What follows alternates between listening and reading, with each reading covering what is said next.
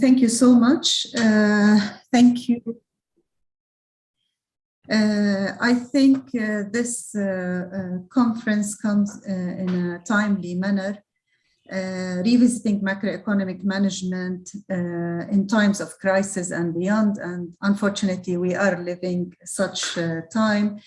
Makes the discussion very legitimate and needed among different scholars, and specifically with a very interesting speakers that we have today, who will be talking about the macroeconomic institutional aspects of social protection and the role of the state with this regard. I have on this panel very exciting and excellent speakers, Professor Galeb and Najat Mikawi, Hania Shalami, and Nada Isa. We will be presenting probably each speaker before giving the floor to the speaker.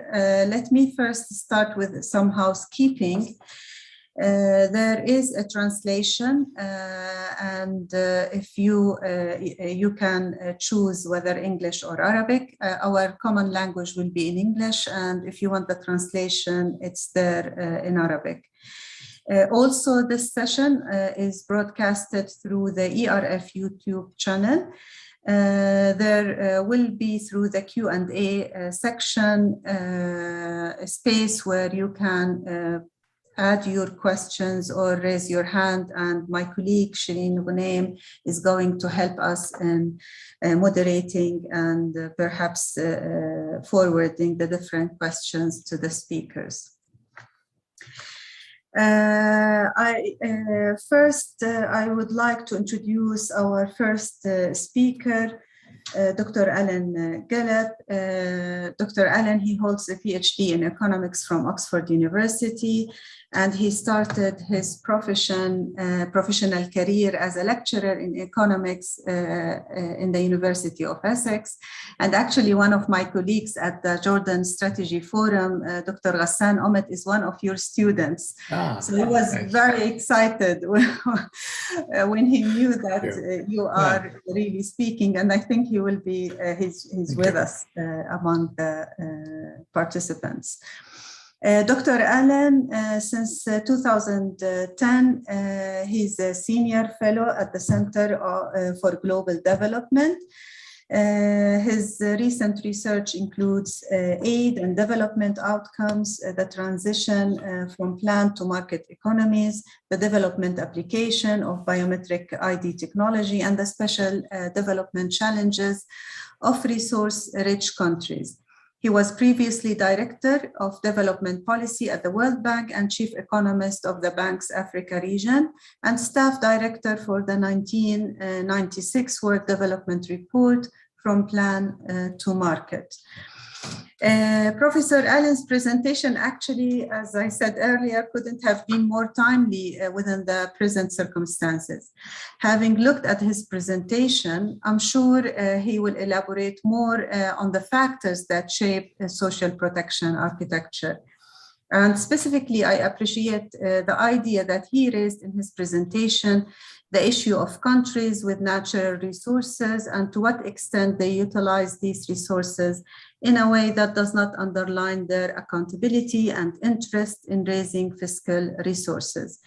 And I would like here to mention that Jordan specifically and during the COVID-19 implemented more than 36 measures in response to the pandemic, and the majority of which were in the areas of social assistance, followed by labor market and social insurance.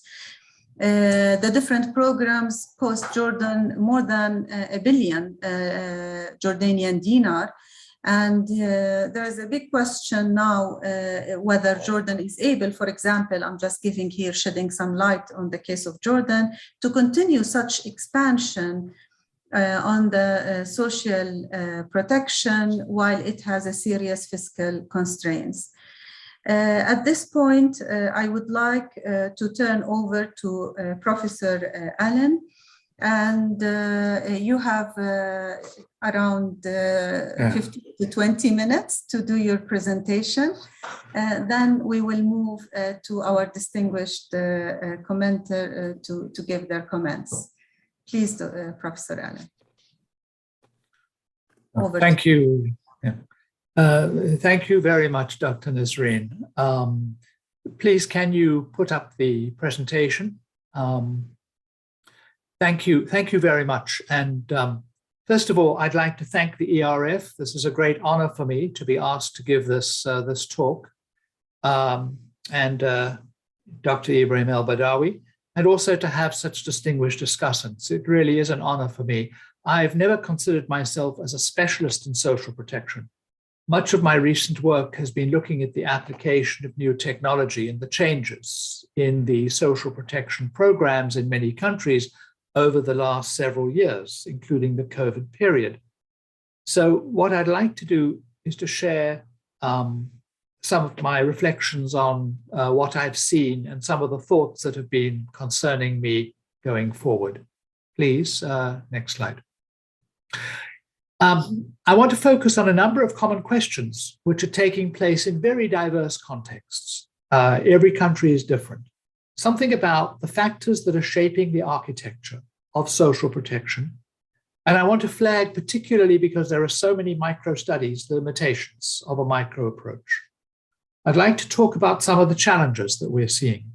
The fiscal challenge, resources versus needs. I mean, this was referred to just now in the case of Jordan. The question of how we should think as economists about rights-based goals versus trade-offs. And I think this is quite a complex question for us. The whole question of technology. There have been very large changes in technology, and these have implications for social protection systems, both the objectives and the implementation. Then I'd like to talk a little bit about the question of universality, which also follows on from the question of rights. Where we are today, some of the debates about how to achieve universality, and then conclude with some comments on the proposals for citizen resource dividends, the use of natural resources, because it is a special topic of interest to the region.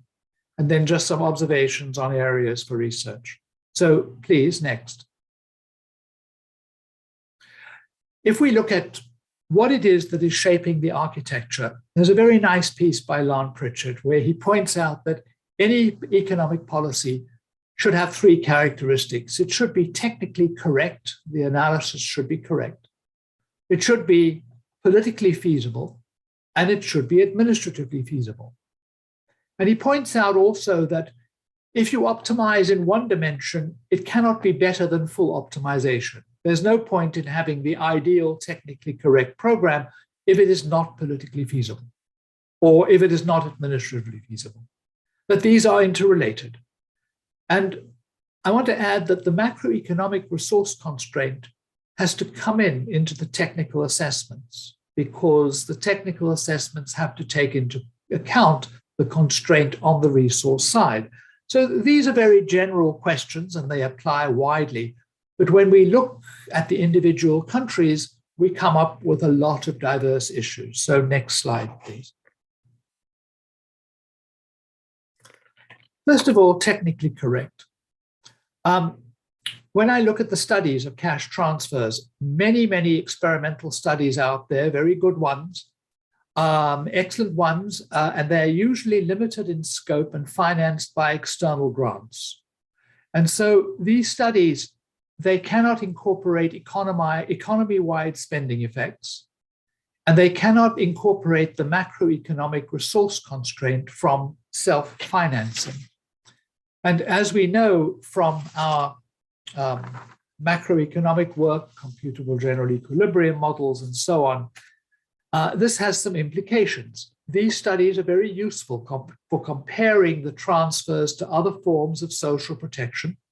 We can look at impact multipliers, we can look at local multipliers, but these will be different for large-scale programs that require domestic funding rather than just being closed or driven by external flows. And this dimension is very important when we think of overall social policy as opposed to small-scale interventions, right? The other point is, of course, that technically correct must relate to the objectives. Are we talking about assisting poor people? Are we talking about providing some form of insurance? Are we talking about providing for particular needs? And these are all factors that shape the kinds of social protection systems that we have. Next question, please. Next slide. Political feasibility. I think there's some very interesting research to be done in this area. On the way that people see social protection and the objectives of social protection. What is it that is the cause of poverty? People will have different views on this. Is it just income? Is it capabilities? Is there confidence in government to address these problems? There's some very interesting research which looks in the United States, but I'm sure there are parallels, which looks at how people see government policy.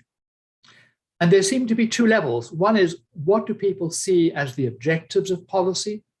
And the second is, how do people see the competence of government in addressing them? And people may have very similar views about poverty, about the need for assistance, but very different views on whether the government or somebody else should take it into account. That how we interpret the problem and the policies is very much filtered by how people see the competence of the government. When we come to administrative feasibility, of course, this also has a very large political and institutional dimension. But we've also seen in recent years the use of technology in social protection, which we in our work see as extending the possibility frontier for policy. Policy can do more things because technology makes more different types of implementation possible. It can help to increase efficiency. It can help to rationalize programs. For example, using a common identifier and streamlining the systems of programs on a client-based basis, right? But it brings its own risks. We can talk a little bit more about this. And I should mention that the technology side is also very important on the revenue side because of the question of formalization. And often I would say, I think we have not too much empirical evidence on how people see these kinds of issues. And that's a very interesting question, to bridge the technical side with the political side by looking at how people understand. There have been some studies using focus groups in Tanzania and also in Venezuela, which suggest that people's views of cash transfers are not necessarily what we might think, and that's partly because they may not be informed or partly for other reasons. So let's move on. On the fiscal challenge, talking about the challenges now. The COVID pandemic has meant an enormous expansion of social protection in numbers of programs, levels of support, and particularly coverage. And we've seen that many countries have extended the coverage to people who were not previously in their programs or program registers. These are not the traditional poor. They are people, perhaps urban people in the informal economy, middle-class people who have lost their livelihoods. And so one of the things that has happened is that this has shifted some of the emphasis of social protection away from its traditional role towards some kind of insurance function, a little bit more.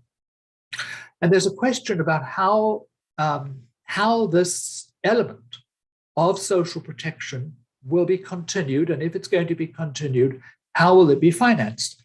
There are some countries, for example, in South Africa, a country I know well, where the COVID-19 special grant, there is now an active discussion on whether it should be turned into a universal benefits grant and fill a huge hole in an otherwise generous social protection program. The question is how to pay for it. And this is taking place in a context where fiscal deficits will need to be scaled back. And probably we're seeing the end of accommodating monetary policy. We don't know, right? There are also competing calls for spending. Look, my colleagues in the IMF keep reminding me strengthen health systems, make up education losses, mitigate climate change. And there may also be some implications of a less secure world. I'm thinking of defense spending and the increased need perhaps for humanitarian support. So all of these are going to imply very tight constraints on social protection systems. And it's likely that we're going to go back to a post-COVID world in terms of social protection well before the COVID pandemic is actually at an end. This is a huge challenge. The next challenge, the question of rights. As economists, we tend to think about trade-offs. We tend to think of objective functions, usually smooth ones, so that we can, move around a policy frontier. We tend to think of trade-offs and optimization. But there has been a significant shift, I think, towards rights-based approaches. And you can see this in the transition from the MDGs to the SDGs. And the SDGs may not use the language of rights, but there's a very fine line between saying that everybody should have access to this or that, or social protection or good jobs, and actually saying that it's a right. So I think we have to think about this, how we deal with it. In our work, for example, looking at digital implementation of programs, one of the questions has come up of how do we think about approaches that may improve the experience of many, may bring rationalization, may bring budgetary savings, but may actually hurt a few, and they may hurt a very few vulnerable people. How do we think about that from the viewpoint of, as economists and as efficiency, given that we have always thought about this in terms of trade-offs? And that to me is quite a big challenge. We have some approaches, but I don't want to go into them now. Next one, please. Finally, some comments on technology when we think about challenges. Overall, technology is a good thing. Let's not abstract from that. It promises fiscal gains. It promises income. It promises formalization. But particularly the concern about the reconciliation between technology advance and distribution. And although, as I look at the material on job loss, on digitization, on automation, my sense is that this is not going to be the end of work. Jobs are being destroyed and other jobs are being created. But probably the consistent focus of labor-saving technology is going to mean that there will be downward wage pressure and probably an upward push towards less equality over the long run. And we're seeing this continuously in all sorts of areas, including agriculture, where some of the advances are doing away with even very limited labor use in areas like harvesting, running plows, and so on. And so we have a question here about, is the way to deal with this through transfers, or is it the way to deal with it through other policies? Some countries, for example, levy higher taxes on labor income than they do on capital income. And in the US, the research shows that previously, back in the 1950s, capital income was highly taxed relative to labor income. But today, the situation may even have been reversed, right? So we need to think about the structure of taxation here as well. And when we come to the question of technology, the third area of implementation and the new mechanisms, we have more speed, we have adaptability. And for the new programs, the new COVID programs, we have the increasing ability to look across multiple databases to, if you like, do real-time assessment of people and of their needs. And this is a big change for some countries. Some countries never had this capability before. But other countries, for example, now have the capability to check beneficiaries' bank accounts monthly to see whether they qualify for support. And this will only grow as the digital footprint increases, a very different model of social protection. And it carries its own risks. Technology is not a solution. It carries its own risks. And in our work, we certainly see many of these risks. Please. A few comments on universality. We now have multiple programs in many countries. Some countries have hundreds of programs administered at different levels. And these are of all kinds. And some of the biggest programs, including the subsidy programs, are not always included in the budget in terms of social transfers. For example, the cheap fuels in resource-rich countries. And the spending levels vary. They may be a few percentage points of GDP for middle-income countries with quite high coverage, and maybe very low for low-income countries, right? Which mean that they have low reach. But this is not because of targeting error. Simply, it's because of design and fiscal capacity. Please, next.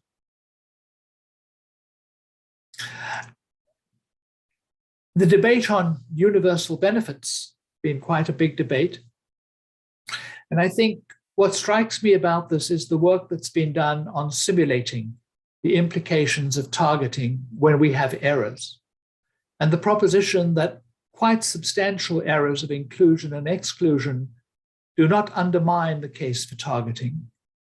If you have an economist's social welfare function type assessment, because many of the errors are between households at fairly similar levels of income, right? They affect households near the cutoff line. So on this grounds, you would go for targeting, even if you have errors. Please, the next one. But here you will start to see concerns over exclusion and horizontal equity. And in some countries, the use of complicated algorithms is causing concern in that people cannot understand why, for example, their neighbors may get a grant and they do not get a grant. And we have to think about this in terms of the confidence in the government and the views of people on the ground. How do we deal with this question? And universal programs are costly. There's no doubt about that. Unless we can get rid of some of the current programs, moving to a universal benefits program will be costly. So I see very little alternative to continued targeting by some method or another in the future. Let me move on. There are some countries already where we have multiple programs that approach or exceed the resources needed for universal transferring. Interestingly, in the US, the study by the American Enterprise Institute gives an example of that. This would remove a number of very popular concessions and deductions. And the impact would be not so good for the poorest, right? And negative for the richest, but actually positive for the middle class. So that's an example there. And in India, there have been a lot of studies by the Reserve Bank looking at the possibility of taking away their very complicated program. And I think if we look at consolidation, the idea of streamlining, there are many technical benefits to this from a technical point of view, except that many of the programs are tailored to merit goods that a general benefit program cannot replicate. Politically, though, it's much more difficult, I think, to imagine radical consolidation in most countries. And this is for a variety of reasons, including the fact that people tend to be driven by very specific objectives. It's easier to have pressure groups for very specific things than it is for a general program. And I think that this is going to be hard, particularly unless there's much greater trust in government. Right. Next, please. Finally, just a comment on resource dividends. There's been a big debate on the use of natural resources in development. And as far as I can see, the evidence, if there is any story, points to a sort of a benchmark theory that when there are other things, when there is natural capital, when there is institutional capital, that resources are very useful, but that the excessive cases of resources are much more doubtful in terms of impact on development. This is the work by many people, including Gilferson. And if you look, there are three problems here. The volatility of commodity markets that are very difficult to buffer against over time. The issue of accountability and the fact that if rents automatically go to government, that they reduce the quality of spending. right? And the fact that commodity subsidies through fuels, for example, are regressive and heavily distorting. And the ERF itself has a very interesting paper on that by Shanta Devarajan a couple of years ago. Next, please. And it's interesting that if you look at the 21 cases in the World Bank's treatise on universal benefits, only 4 of them are actually universal, right? The other UBI examples are actually smaller scale transfer initiatives. And of these 4, each of them relates in some way to the use of natural resources. So there is definitely an empirical tie when you look at the historical record of universal programs here. Administration is not a problem. In principle, now you can identify people and pay people with a high degree of accuracy. Volatility is still a problem, and I don't think we've overcome that yet. There have been approaches using savings, using futures. I think there might be a way of thinking about this as dealing with stacked annuities, but there is no clear answer to that one. And politically, go forward, please. Next slide. And politically, I think one of the big issues is trust. That commodity subsidies are often found in countries where there isn't trust in the government to implement other programs. Commodity subsidies can't be eroded away by inflation, a fixed price commodity subsidy. Inflation only makes it more valuable. The price sends a very clear signal across all groups of consumers and encourages collective action if the government reneges on its commitment. And I think the trust issue is a serious issue if we think about the possibility of moving from those kinds of subsidies towards cash subsidies. But there are examples here, and there are ways that we may want to think about this incrementally as a way of beginning to improve the use of these dividends. So let me conclude. I've tried to run over some of the things on my mind when we think about the architecture of social protection. And just to emphasize that the micro studies are helpful, but we have to consider the resource side and the macro perspective, that the technology is shifting out the administrative frontier, but it brings risks itself. And I think we may need more research linking up the, if you like, the authorizing environment and the technical side to understand how best to move forward in facing the challenges of social protection. So I'll stop there. Thank you very much. Thank you. Thank you so much, Dr. Galeb.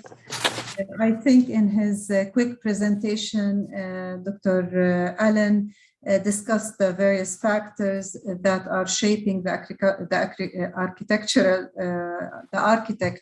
of the social protection. He focused on the administrative side and its feasibility, the political side and its feasibility, as well as the technical and being technically correct. He also raised some issues when it comes to fiscal challenge, as well as other issues like priorities due to different circumstances that we are living, and the need for spending, whether in building health systems or making up for the education losses, or even mitigating the climate change, which is considered one of the biggest risks today. He also looked at the issue of shifting towards right-based approach, and also the utilization of technology and its associated risks. Also, he looked at the issue of universality programs, if we looked at it vis-a-vis targeting programs and the associated risks in both. And he concluded looking at the need to look at the macro side, but as well as the resources. At this point, allow me to move to Dr. Najat Mikawi. Dr. Najat is a senior economist and professor of economics at the University Paris Dauphine, and she's a visiting professor at the Information Management School at Nova University.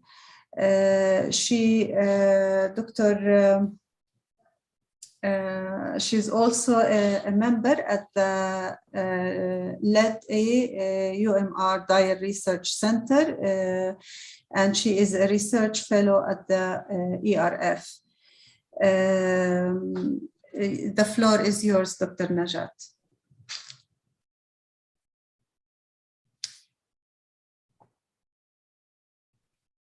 Until Dr. Najat. Yeah. Thank you very much, Dr. Nisreen, and thank you, Alan, for this great presentation. Okay, let me share with you my Dr. Najat, you are sitting on the board of the Central Bank as well as the National Council of Human Rights, and he mentioned the human rights side, or maybe the right side of the social protection. And this actually is a common thing between me and you, as I'm sitting at the Central Bank of Jordan, and as well as the National Council of Human Rights in Jordan. So looking forward to hear from you, Dr. Najat. Thank you very much, Nisreen. And it's a great pleasure to participate at ERF conference. So I hope next time we will be all sitting close, at Cairo, inshallah. And thank you very much, Dr. Alan, for this great presentation. It's a very nice presentation dealing with the social protection system from macroeconomic perspective, addressing a very large, all the different kind of factors influencing the social protection system, and with the great difficulty, as we have seen in your presentation, of dealing with these different current and future challenges to try to reach inclusive and sustainable social protection system. So I would like to start with some facts, some data. As you said, we have seen a number of programs in different countries, in the south, in the north, and some countries have been able to respond very quickly to the crisis, and this has been the case not only in the north country but also in the south country. So stimulus packages have been deployed on an emergency basis, and some countries have set up emergency funds complemented by significant action in social insurance and labor market. And according to the World Bank, 684 social protection measures in response to the COVID-19 were implemented, and social assistance transfers are the most widely used, and almost half of cash transfer are new programs in 78 countries, so reaching more than 500 million people. So this means that it was a huge step that we have seen during the pandemic. So these people before the pandemic were not at all covered, so, or with very small program. So this means that many countries have now in the progress of developing their protection social system. So, and I would like also to emphasize that some countries have been able to reach significant level of coverage. It was the case, for example, in Morocco. Morocco was able to reach an adequate level of coverage under their emergency response. So we have today almost 3/4 of the population with different social protection measures. So this high coverage that we have achieved was helped by the introduction of a payments to workers in the informal economy that used a combination of health insurance data and online portal to reach people not previously registered in the social protection system. So this means that in this context, the use and fast adaptation of technology help a lot and have been crucial. So, and we hope to continue in this step. And I prefer to remain positive, and I think that the crisis presents also an opportunity to pursue a transformative policy agenda on social protection, and which is, as you know, crucial to the economic development. But I would like to add maybe some more challenges. So the concept, what we have seen, and I would like to point out one fact that have been accelerated since the pandemic. So the concept of the unity of time and place of work have been significantly affected. As you said, some jobs are destroyed, new jobs are created, and these new jobs are often characterized by more autonomy, independence, and often connected and without consideration of space. And this is also thanks to the digitalization. And of course, this development raised significant challenges for social protection. So we can think about the traditional protection system that we have in our region. So can the traditional system take into account the provision of protection against new forms of risk associated with work changes? So, and as we see in our region, its benefits are not guaranteed for people who work occasionally. And current policies that we observe in many countries are not adapted to them. So could we think about a kind of to disconnect social insurance from work contract, specifically in the context of this new kind of job? And we see different kind of job today, and so we have to think about if the social contract, if it has to be, if we have to change this social contract. Could we think about kind of flexible contribution? So as you have mentioned in your presentation, there are a full range of public policies, and a better consideration of the multidimensional nature of vulnerabilities call for a holistic approach.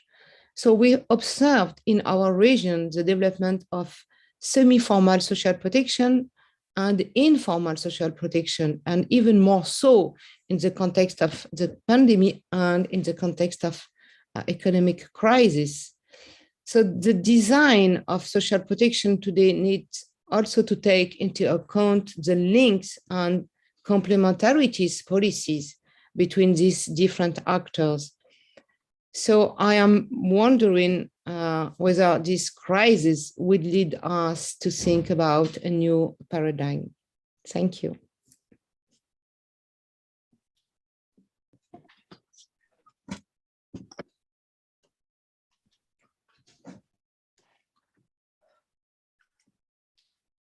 Nisreen, we don't hear you. Yeah, you're on mute. Yeah. Thank you so much, Dr. Najat.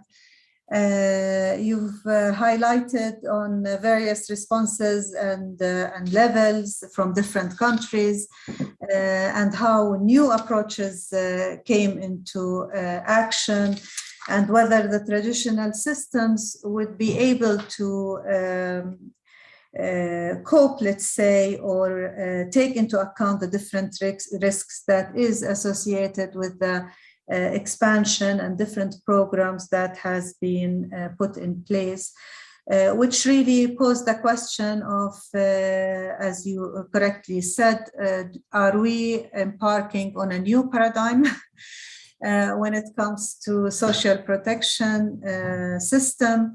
At this point, maybe I would like to go to my colleague, Dr. Hania. Dr. Hania Sholami is a professor. She is a lead researcher of the Egyptian Conditional Cash Transfer Program and an anthropologist based at the American University in Cairo. She leads, as we said, the cash transfer in Egypt, and also she's one of the advisors to the United Nations Research Institute for Social Development Project on Human Rights and Social Protection, and has previously worked on other UN projects. Dr. Hania, we would love to have your comments as well on Dr. Allen's presentation, and maybe the comments as well of Dr. Najat. The floor Thank you very much, Dr. Nisreen, and it's an honor to be with you. Thank you, Dr. Allen, Dr. Nisreen, for your presentations. So let me share my screen. Can you see, is this working all right for everyone? Yes, we can see it clearly. All right, I'll just preface my presentation by saying everything will sound the same because the terms, the ecology of social protection speak is somewhat limited. But what I'll try to do is actually agree with a lot of what Professor Alan Galib has presented and Dr. Najat, but also try to disagree with a few points or elucidate some points. So this is the map of my presentation. So, and it's asking what are the current hegemonies in social protection and what do we do about them? And I've put these 6 hegemonies. The hegemony or fixation on a technical fix. And here I don't mean technology, I mean it's as if it's a recipe book that we can all implement using the same terms and thinking we understand one another. The hegemony of focusing on individuals and households to the exclusion of communities. So it's unfortunate that the unit of analysis in development and in social theory has become the individual, even in the SDGs. The third one is the occlusion of procedures. It's not what we do, but how we do it. We tend not to pay enough attention to that. And then 3 minor points. One is about a static picture, that the import of social protection and the outcome of social protection are static and not articulated with a larger picture. The conversation about errors and inclusion errors, exclusion errors, depoliticizing that conversation of errors, and of course the volatility problem. Dr. Galib pointed to it as the volatility in commodity prices, but I also think the volatility in day-to-day life and life as business as usual, that I think that crises are the norm rather than the exception. So let me go to my first point. My first point about technical fixes. So it's necessary, that we have to think of what to do about the issues of poverty and vulnerability and think of this in some kind of technical language. But I think Professor Galib pointed to this, it's insufficient if we're not undoing the political economy choices that led to the need for these fixes. And therefore, I think we need broader engagements. Sorry, I just need to move my... we need to think broader engagements to enable technical fixes to fix. So for example, I'll give you an example from Egypt. Our mega development intervention, Haya Karima, which is a very important intervention, an infrastructure intervention in all of rural Egypt at great cost. But it relied on the same mechanisms of prioritizing interventions, that is by relying on state internal procedures rather than consultations in deciding what projects to do. So I think that this is a constraint on technical fixes if they are devoid of a consultation around problems that led to the need for the fix in the first place. My second point is that they enable the introduction of best practices and lessons learned. That's why we think in terms of these fixes and programs and so on. But context and limitations must be part of this learning process. And here, for example, Mexico comes to mind as something, as a model to look at the organic evolution of oportunidades to progresa to prospera. So these are programs that built on one another. It was a natural progression. They have become best practice for other countries, but just taking the program and trying to import it is not enough. And this is, I think, a kind of ceteris paribus spirit that we need to avoid. And thirdly, that these fixes are maximalist in spirit and can be modest in outcomes. So, we've been talking about post-COVID, the introduction of programs, and Dr. Najat has mentioned lots of numbers, but I wonder what these programs actually did. And is it enough to have one master program to fix many goals? My second point about these issues of these limitations or occlusions are about this focus on the individual. So poverty targeting uses community and geographical indicators, but benefits and transfers are given to individuals' households to the detriment of community-based welfare. And I think that interventions that optimize community or group-based resilience are under-theorized or promoted. And Dr. Najat pointed to them as informal social protection. But what we less often consider is how formal programs of social protection offered by the state undermine these ties that bind and protect, creating competitions, mistrust within communities, and so on. My third point is about process, and Dr. Gallup mentioned this. It's not just about administrative capacity, but it's also to think about the relationship between social spending, the procedures for spending, and realizations. What does this spending do? If we go beyond measurement of actual transfers and look at welfare and impact, I think it makes a point, a very important point about what Dr. Gallup mentioned about creating trust, but also creating collective sets of expectations and entitlements.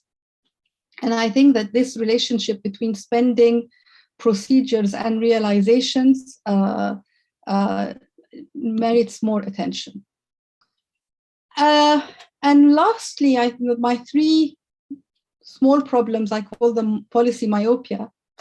I think this issue of static outcomes. So, we think about social protection interventions as leading to an outcome, and we don't often enough look at the consequences of these outcomes. So, for example, the effects of cash transfers on wages, or the political costs of state interventions, or the huge problem of elite capture and autocracy, and of course, something more closer to home like inflationary pressures.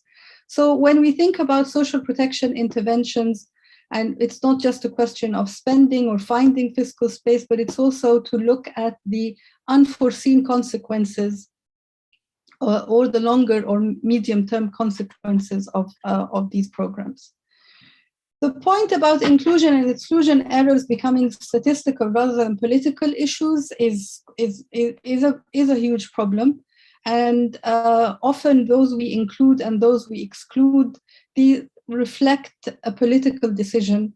It's not just a question of statistical ability or finding the right formula. And I think we need to take that into consideration. And framing volatility and shocks as exceptional incidents, as I was just saying, focusing on their result, not the ways to mitigate their outcomes.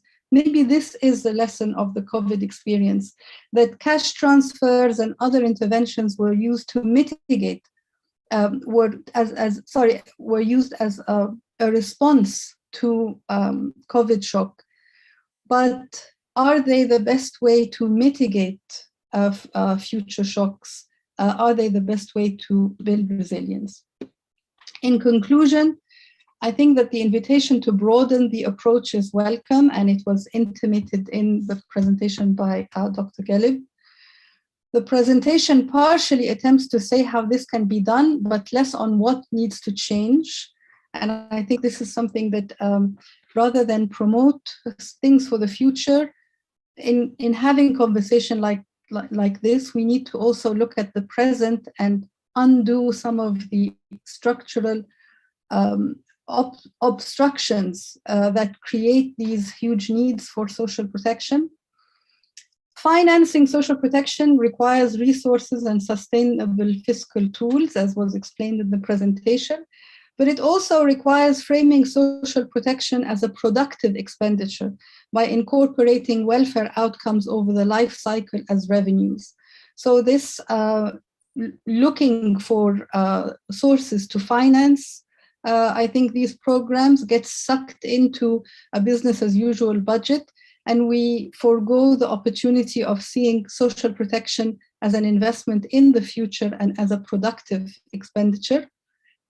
And universality needs to be highlighted as a potential right and not as a targeting approach, meaning that the security of universality is, I think, what we need to build. Thank you. Thank you. Thank you so much, Dr. Hania. I think Dr. Hania has posed some questions for Dr. Allen to comment on, and it's very interesting as well to look at the social protection system in terms of type of this expenditure. It is a productive Is it a productive expenditure and considered as investment in the future? And then there are certain elements that we need to take into consideration, whether when it comes to where is the focus and at what level, the procedures, errors in terms of targeting, whether in inclusion or exclusion, certain segments, as well as the volatility.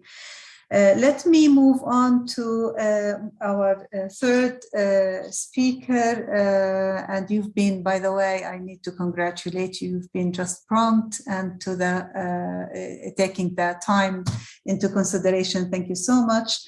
Dr. Nada Isa is an associate professor of public policy and economics and a research associate at the National Bureau of Economic Research. From 2005 till 2007, she served as the Deputy Assistant Secretary of the Treasury of Economic Policy. Previously, she was on the economics faculty at the University of California at Berkeley, a national fellow of the NBER, and also a visiting economist at the IMF and a visiting scholar at the American Enterprise Institute.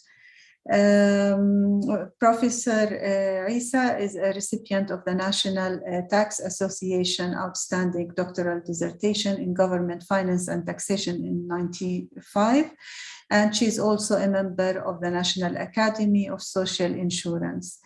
The floor is yours, Dr. Nada. Thank you. Can you hear me? Yes. Okay, so let me try to share my slide.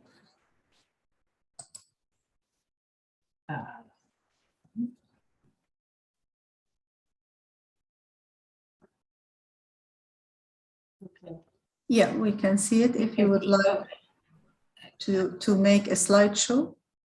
Did that come through? Yes. Yes. Yeah. Perfect. Okay. Very good. All right. Thank you so much for giving me the opportunity to discuss this this very insightful paper. There's a lot of material in this paper, so I will not get to discuss all of the points, but I did want to kind of highlight how much information and valuable insights there are. What I'd like to do, though, is focus on a small subset of these issues. The first is the issue of the fiscal cost, and that has two dimensions: how we think about the tax system in the context of transferring to the poor, and also how we can think about fiscal costs in the short run versus the long run. Then I want to talk a little bit about program design. And here, in particular, I'm interested in the choice between whether we give cash versus in kind, which Dr. Gell mentioned in his discussion. And finally, I want to mention political economy and basically reiterate the point that this is a critical component of any kind of poverty alleviation program. So the issue of the resource constraint is important on so many dimensions because, first of all, how we finance transfers matters. And that's one of the kind of main points that was brought up, whether you think about, say, donor funding versus domestic revenue is one dimension of that. But it's also important, I think, for understanding the distributional outcomes and consequences. One shouldn't think about transfers and benefits separate from taxes. They really are one system and they're two sides of the same coin. So on net, we need to incorporate both the tax system to the extent that the resources are coming from domestic revenue, as well as the distribution, the benefits that are going out. When you think about it in that context, I believe it raises a question about UBI. If you think about a true universal basic income, which is universal in the sense that we transfer to everyone, what it says is that we're going to be taxing taxpayers who are receiving benefits, essentially. On that, there have to be taxpayers and beneficiaries. And the UBI, therefore, creates this inefficiency when we're on the one hand giving benefits and on the other taking them back. Right? So there has to be some a justification for UBI separate from kind of distribution, because there's no true UBI. Someone's going to pay for the resources. So they're going to be payers and recipients. So it seems to me that the justification here links to the political economy considerations, that if you believe that political support for programs is more sustainable if the program is universal, and this is not just about UBI, you can think about this in terms of social insurance benefits, say pensions, social pension or public pensions that go both to high income and low income workers. The idea there isn't distribution, it's that we need to maintain political support for the program. And that, that's an important consideration. We could say we're willing to live with the inefficiency that's created in order to sustain these benefits for the poor. The second element of resource constraints is what I will refer to as the radical attachment to economic growth. And this term comes from Tyler Cowen, who makes the case, I think, credibly, that really the best way to address issues of poverty is in economic growth. And I think we don't focus on that enough. We take the resource constraint as given, and that's legitimate at a point in time, but if we're thinking over long periods of time and truly eliminating poverty over the long run, the best way, and I would argue really the only sustainable way of doing it, is by growing the economy. And what you see here is the poverty rate in China from 1990 to 2018. The top panel is the percent of people who are below $5.50 a dollar, who live below $5.50 a dollar a day. The bottom is the annual change. And you see here that just incredible dramatic change in poverty that was in large part due to economic growth. Clearly, it was not just growth, but growth provided financing. The second element is that the Chinese had a complete program that it included improving education, which is also linked to the long-term reduction in poverty, right? So some of these, we have to recognize that some of these objectives cannot be met in the short run, that they have to be considered in a long-term perspective. They also included a subsistence allowance in that context. So you can think about this as something similar to the UBI. So it was a program that was centered on growth, but also had these other elements, some of which were immediate, addressing immediate needs, others which were thinking about kind of long-term benefits. And then, so that's kind of on the resource side. The second issue I said that I'd like to mention that was brought up, and I just want to talk through some, or think through some of the trade-offs here, is the choice between cash versus in-kind benefits. And I'm going to discuss this in a very simplistic way, but I think it's useful for the discussion.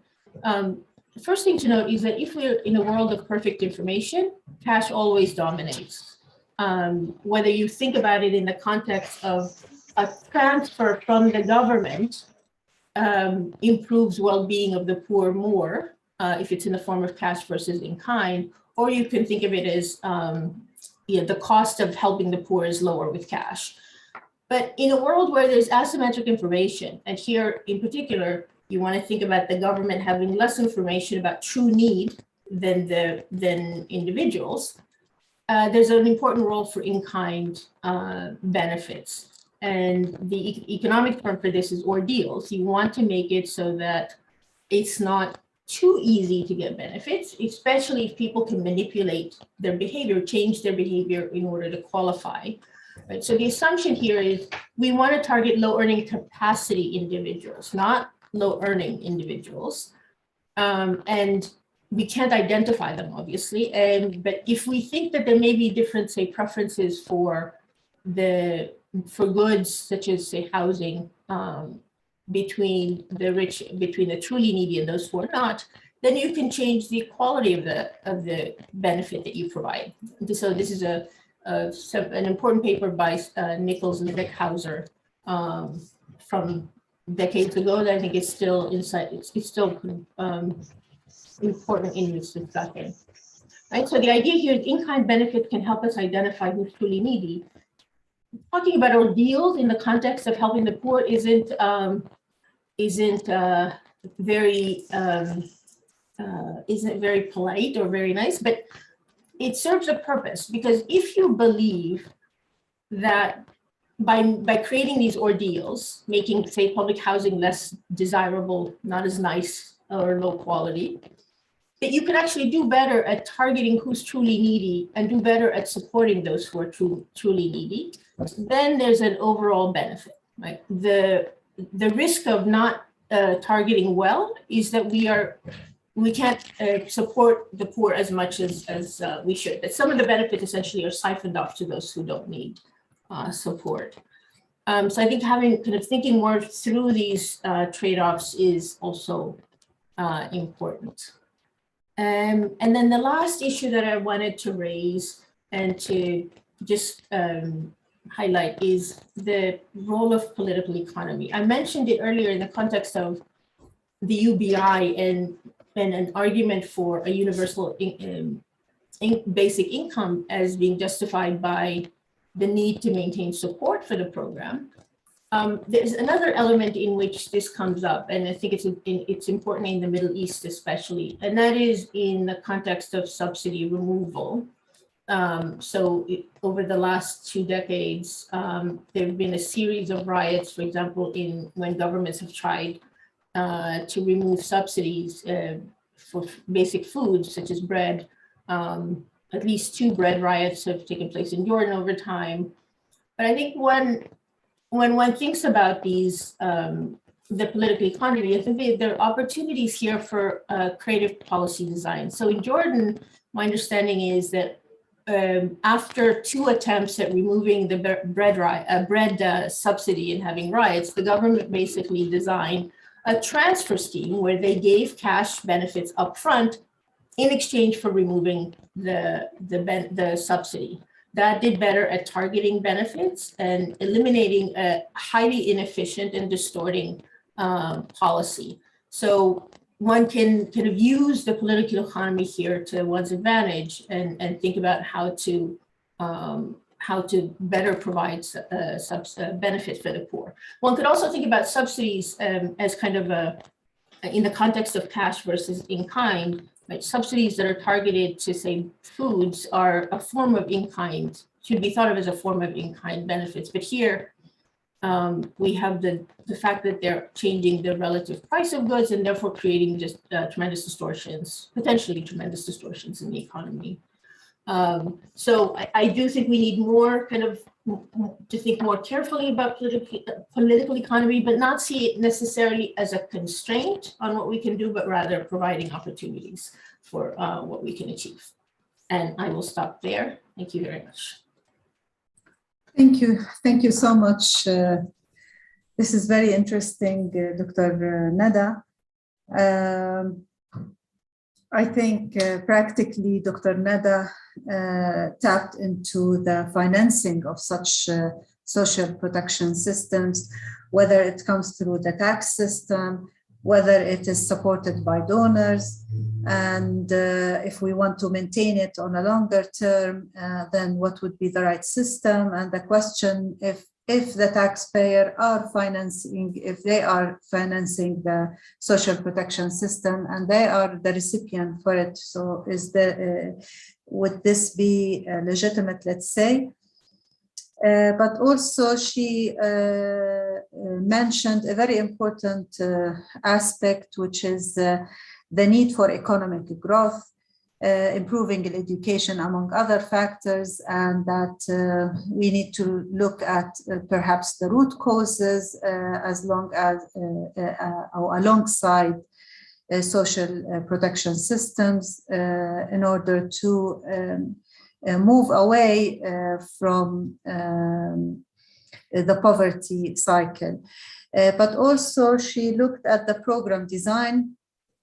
And this is, I think, it's still a debatable issue, although most of the countries now they have a sort of consensus around the cash assistance, but you've raised legitimate questions around the kind assistance, in-kind assistance, and if we want to identify who is truly.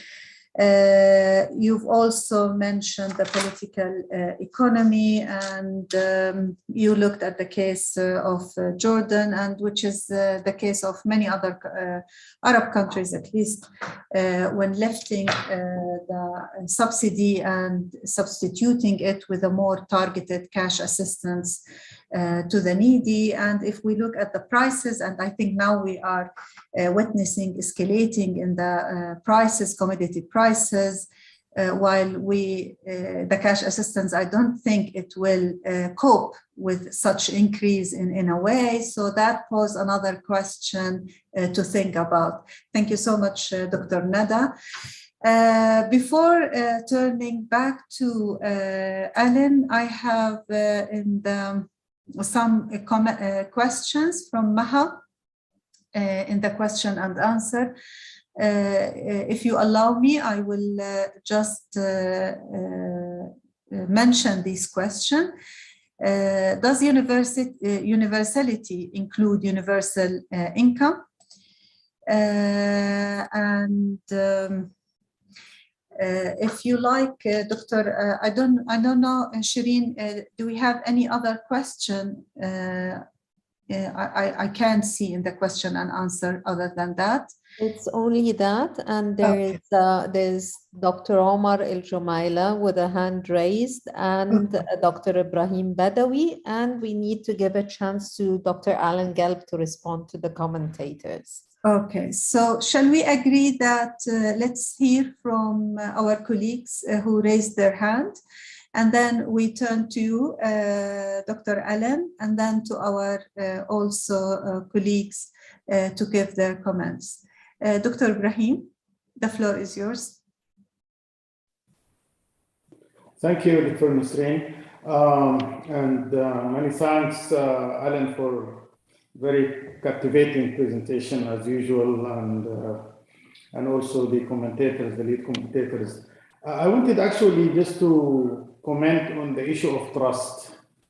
And this is something that I personally experienced as former finance minister. And I think also I had an opportunity to ask His Excellency, the former Prime Minister of Jordan, about why, for example, civil society, despite the fact that they do understand that the commodity subsidies, especially petroleum subsidy, is regressive and inefficient. And for the case of Sudan, for example, it's actually gets smuggled because Sudan is surrounded by 4 landlocked countries. And it actually, when we came to the transitional government, we found that actually about 30% of the budget was accounted for by the subsidy of fuel and fuel products and so on. So the impression I got from the answers and also from the civil society representative at the Jordanian event and my own experience from Sudan is just it's twofold. One is that civil society, especially urban-based civil society, they don't trust the capacity of the government to actually effectively implement a cash transfer program. And then the other thing is also that they don't trust the government intention itself. So there is some sort of a credibility problem. And that's an issue that I think needs to be taken into account in assessing the practicality of the cash transfers, even though it's very, very clear that actually, especially with digital platforms and national identity and so on, there is a basis actually to think that there is sufficient information for the cash transfer to be viable. So I just wanted to make that comment. Thank you, Dr. Ibrahim. Dr. Allen?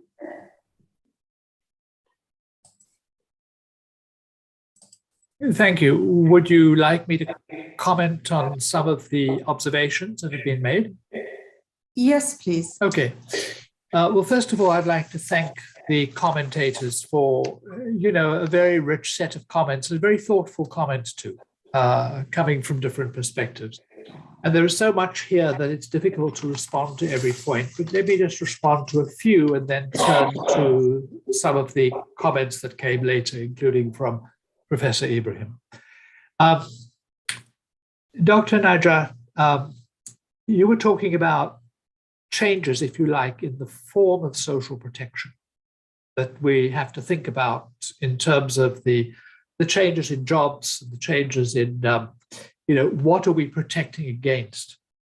And I do agree with you that the combination of the COVID period and the changes in the workplace that we're seeing as a result of, less long-term employment, if you like, more churning, more change, makes us think much more about mechanisms to shift from what we tend to think of as a traditional, very long-term social protection with a fixed set of poor beneficiaries towards something that is closer towards insurance against idiosyncratic shocks.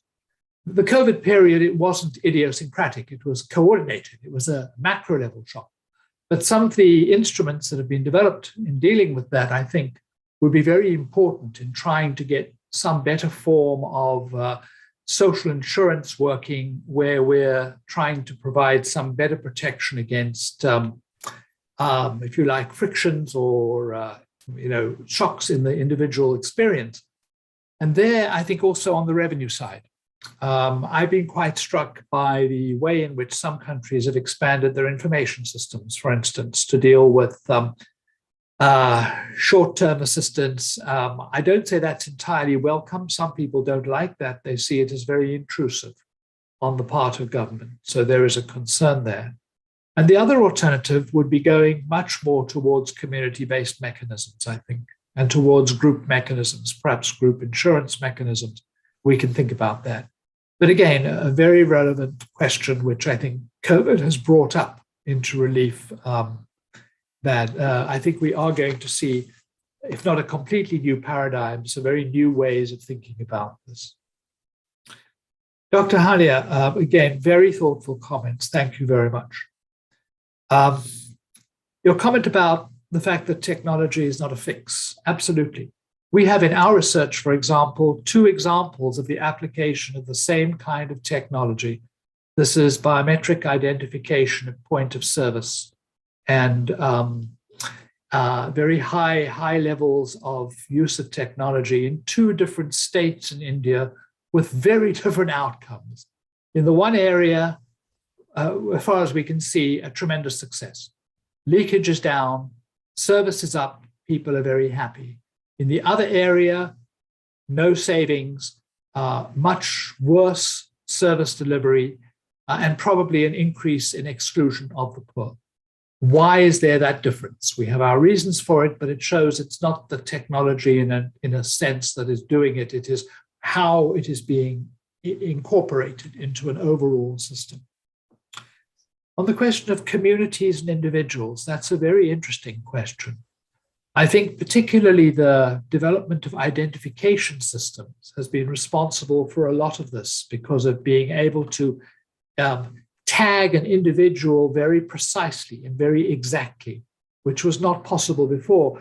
So many communal mechanisms, if you like, are being replaced by individual targeting. And we see in some countries that this is undermining communal mechanisms, which were previously mechanisms of solidarity. I think I agree with you. There is a difficult question of how to reconcile the communal mechanisms with the individual mechanisms. And that is a challenge, I think, that we are looking for. And I believe that both are important. On the question of, what are we trying to do to solve the underlying problems versus solving the immediate income questions, I think that is a very valid question. The COVID period was, of course, an emergency. It was a shock.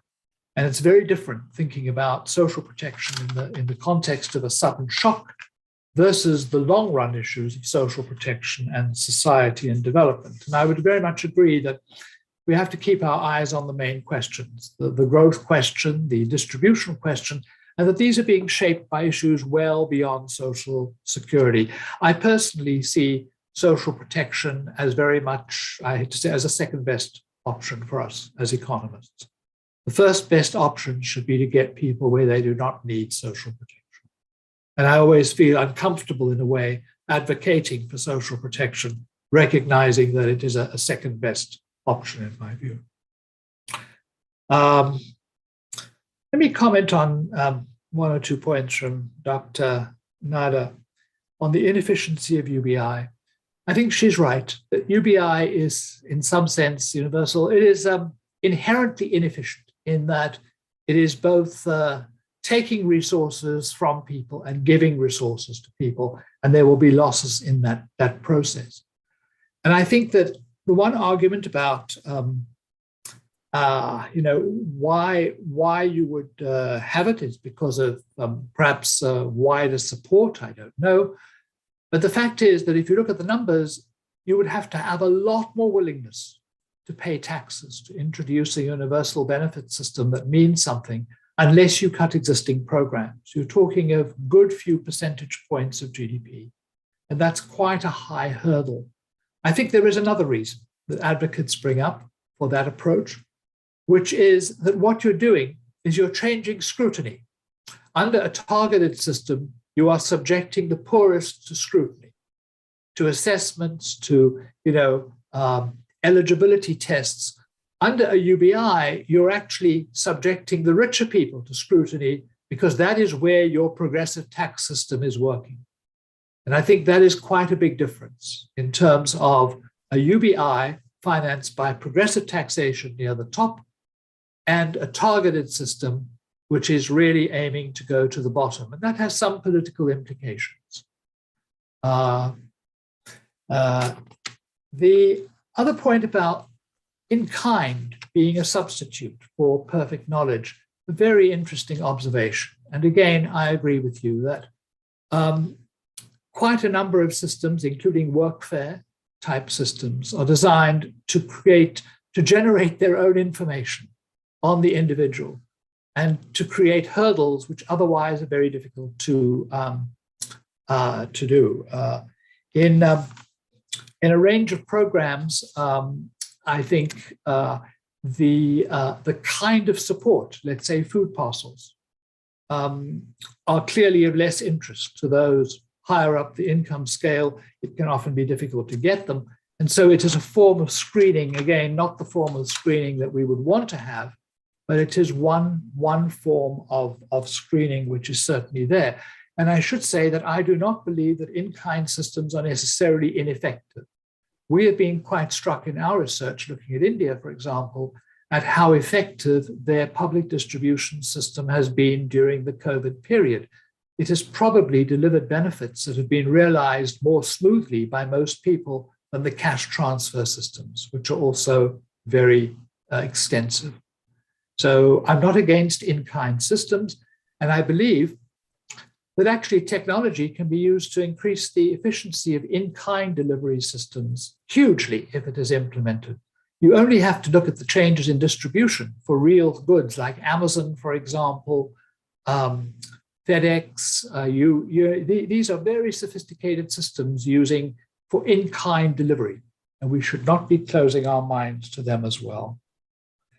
On the questions, on the point of benefits up front and credibility, it's interesting to look at what Iran did. You may remember the transition from subsidies towards transfers. Iran sought to build its credibility by quite a substantial public relations exercise before it changed to that system. And they also put money into people's bank accounts up front that they could see before they were released, saying, we are serious, you are going to get your money. However, in that case, it was not too long before the benefits were eroded away by inflation. So you can be credible up front, but maybe it doesn't operate to the long term. And that, I think, is a problem. It is a genuine problem, that it's very hard in most countries to see commitments towards programs, fiscal programs, that cannot be eroded over long periods of time. A very difficult problem, which also relates to some of the things that Dr. Ibrahim mentioned. On the question of, does universality include universal income? I'd just like to go back to that because I think this is important. You can either look at universality as a guarantee, or you can look at it as a transfer. And the targeted systems and selective systems tend to look at it more as a form of guarantee. It's a social guarantee implemented through some or other mechanism, not necessarily a universal transfer. So I think there are a lot of issues that have come up here that the commentators have raised, which lead to some very interesting thoughts about the system of the future. And let me just stop there and thank you again. Thank you so much. I'm going to give the floor for our commenter, Dr. Hania or Dr. Nada Najat, if you would like to give a quick reflection. We have, I think, 5 minutes. Yes, Hania, please. So, thank you for the responses. I just want to respond to the issue raised by Dr. Ibrahim about trust. And I want to share with you some recent findings from an impact evaluation of the Egyptian cash transfer programs that we just finished. And it's on the gender impact. And in talking to women, and this was also a household survey, women value the money, but they value 2 other things more than the money. The predictability, so that this money is stable. You can budget on the basis of it, and the dignity that comes with the money, that this is money that is somehow a right that is earned. And I think these are the things that build trust. Our governments, not meaning Sudan at all, but underestimate the value of manufacturing trust and focus on elite capture through transfers. Yeah. Transfers that happen suddenly. Ramadan gift distributions. No one can know what to expect, and no one can know if this is a right or not. And of course, this, breeds a mistrust, if not contempt. Yeah. The other thing is that our governments are not democratic governments. They're not governments that reflect a party that has a policy. And therefore, the implementation failures are about different bits of government fighting each other, obstructing each other, because we can have the same cabinet, and some of it is practicing austerity and some of it is practicing a largesse never seen before. So I think these issues of trust, we need to keep in mind that they are manufactured through action. They're not manufactured through public relations, as many Arab countries rely on hiring a firm to promote something. They are actions that create the trust that can then enable real policy transformation. Thank you. Very true. Thank you. Thank you so much, Hania. Dr. Najat, Dr. Nada, do you have any comment to add? Okay, then I would also say that the credibility actually and the trust is really an issue. And I agree with Dr. Hania's comment. As far as at least the Jordan case, we've been able over time to build a credible system. We've actually, during Corona, because we've been trying to balance things and also engage the civil society, where we did some trial in terms of directing some kind of the assistance through the civil society organizations, while the government system, which is there and it has been matured over time since 1985, the result turned out that it wasn't really efficient or even well targeted through the civil society, unfortunately. Many factors played a role in that. However, the system itself, which was built over time, and actually it helped Jordan to provide the assistance as quickly as 9 days between the time that they announced that they want to expand the support during COVID-19 and the time the cash actually received to the families. It was due to the system which matured over time and the credibility of that system. We could assess that credibility actually from the media and the complaints that we received. It was a minimum really, because they knew that somehow it was looked into based on a sophisticated criteria that took so many factors into account. In any case, I think according to what we heard from Dr. Allen and from our colleagues, there is really no system that fit for all. It differs, and also the different factors has to be taken into consideration, whether the technology, whether the fiscal space, as well as the political economy. So maybe what we need as different countries really to pause and reflect on our existing systems. I think the challenge, the COVID-19 pandemic created a challenge where we tested our systems and their ability to respond quickly and efficiently. And we need perhaps to think towards the future and think, as has been mentioned earlier, whether we are thinking of a new paradigm shift toward protection systems. At this point, allow me to thank Dr. Allen, Dr. Hania, Dr. Najat, and Dr. Nada for their contribution and their interesting comments. Of course, I would like to thank Dr. Ibrahim. Always they bring ERF brings forward interesting and timely issues to be discussed. And thank you, Shireen, as well for the organization. Looking forward to meet you in person. I think we need it at a certain point, and hopefully it will be sometime soon. Thank you so much and have a great day.